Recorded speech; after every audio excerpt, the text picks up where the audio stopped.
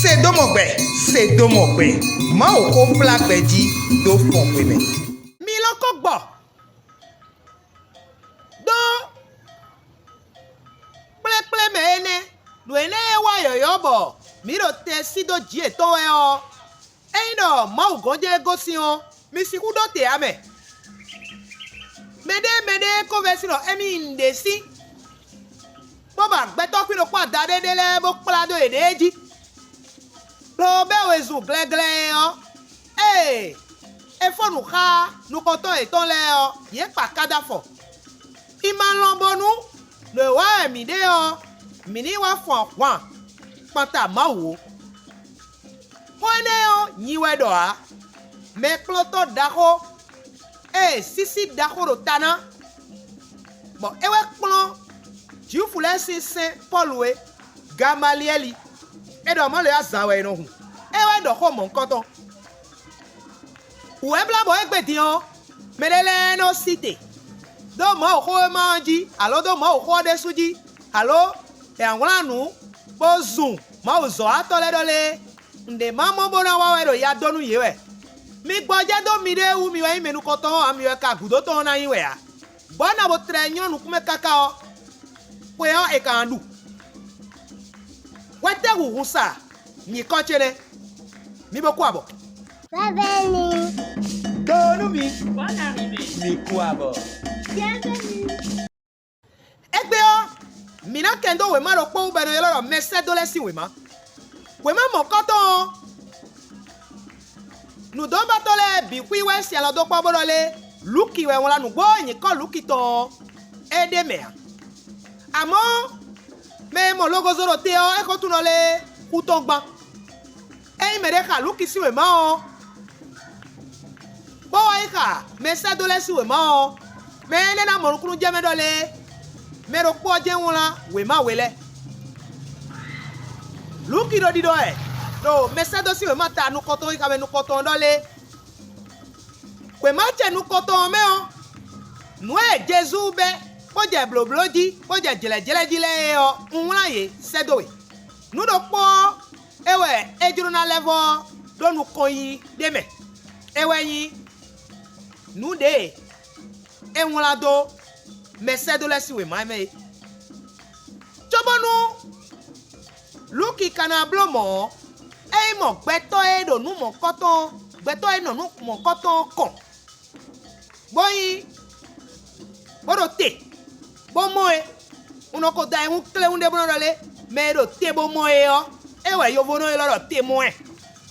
Ye me do te. Lo mo nu mo koton le o. E bando. Oye gon. Ene wa yo. Mi he o mi ale vodo. Vandole. E kuido. Doto ganda ko kede we yan en yo me. Eno bando de suta. E re o. E ndo egbe we ti o. Me proto dako si ache eno sonu me ewa me proto san zo lobo makai me proto si azo me de ya egbe dinwe luki de yo e kana so me proto san zaine lo so kweni do nu do biba tan kwikisi an linu yo voye lodo docteur honoris causa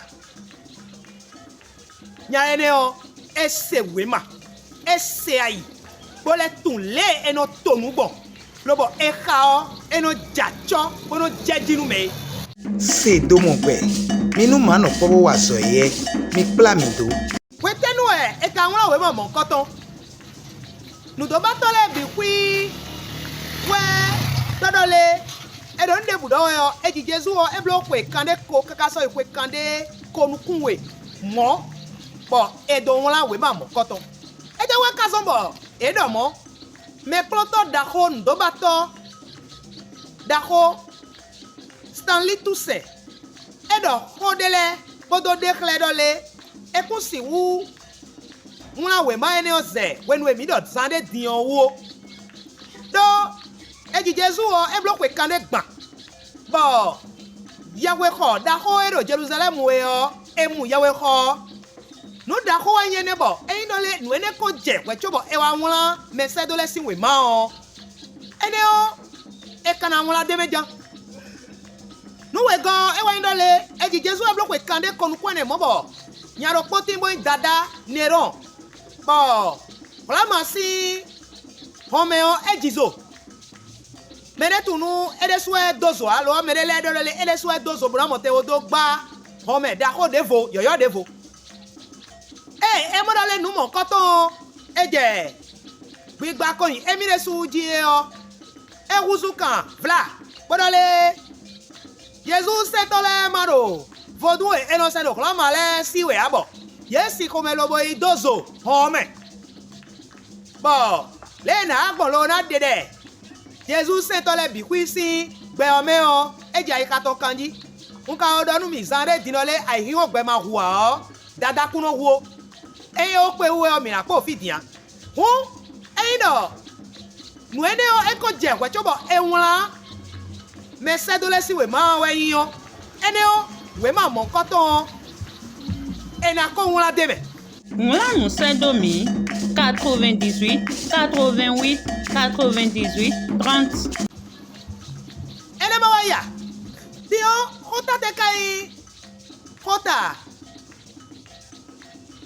taji elo we ma o me o ota tajero we ma o me o ewe yi le yese me ma uton exemple ye podo Paul pobo ma o ko egosi Jerusalem boy Jude ugbeji boy Samali gbeji boy fie aikungba on ponu dole o ereon enadomo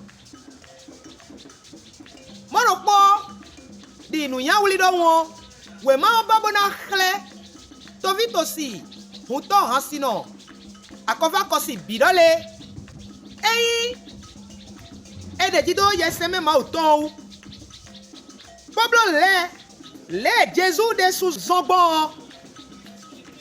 eneo tokunu azangle de mer noe ma udodo ena je dada do eno nubi do yo menele chite boje Jésus sentole yonu boje yehuji etienu ome wa yin bo hui ache Paul ene kai me po ebe nue edole sodo afotoko lobo be wezubo yiwando etienu bo hui o Paul ene nue ka wado Jesus sentole me o edesime o e kasana mo akojewe mayoyo de dia o cambio e egbedinbonu wen ma uzo ato alo ayin ma uvi bo eno wini wa ido ma okwo ono le eta huemi eta zuemi le emi kenu dino Facebook jidion beto ala seku ibudele ena je emi yonu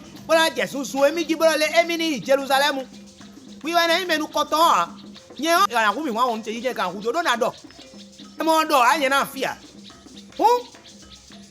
nu ya wuli we ma oton ejuro na clevan dole nuku pedo nue ma udo e bloe o nuku pede ubo blo o eno de sise to ton jewe yese me ma udo no te tegbe bona wa azo le Jesu o da patongbe epode o mi de le do na ibo aido yo ko e Là, nous sommes domi 98, 88, 98, 30. petele kai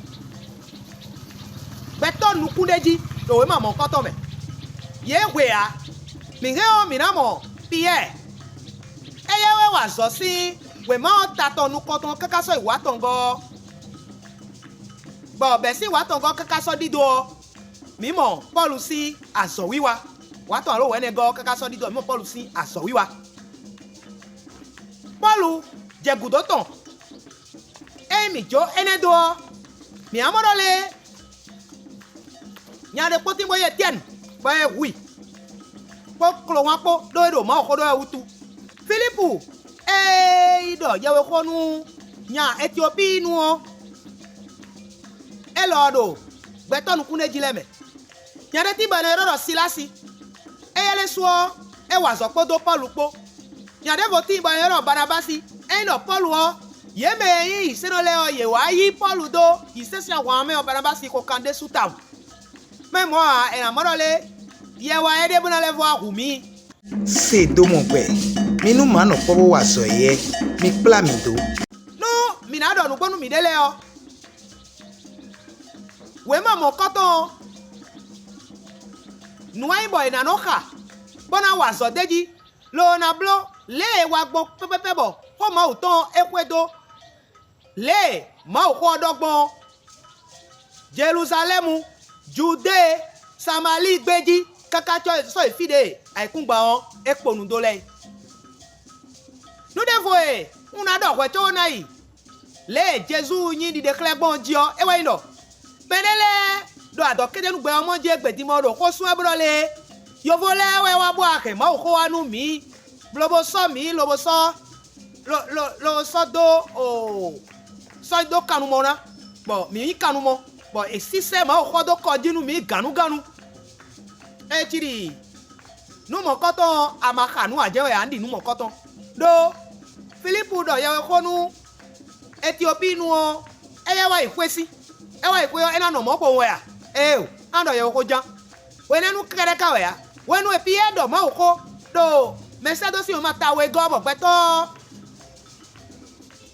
wo buobu ise o edo le peto go si Ethiopia peto go si Egyptu lobo wa gbenegbe bo menele lo Africa gbe je gosi ante lobo ise hun miran gonu nele do Nlanu Saint-Domi 98 88 98 30.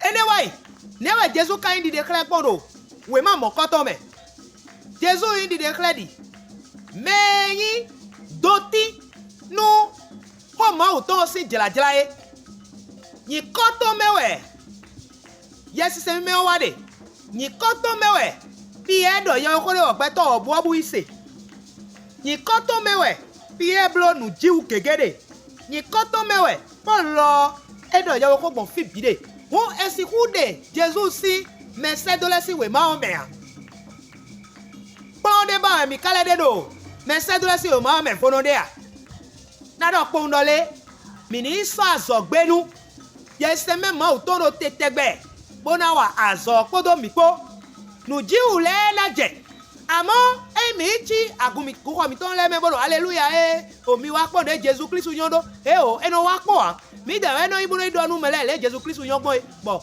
yes me ma o ton ena go alonu mi ba limo kotonu meche mi egbe ton eso mo na hu e a estel ti bozo unsa na we gaga wiwi yo e we sen yele lobo de ga ya vile sime bo mi dolo nye wete ohun sa si gbese we afinta inu Se do mon gbe. Mi nu ma no kpobo wa so ye. Mi kpla mi do. Nlanu Saint-Domi 98 88 98 30.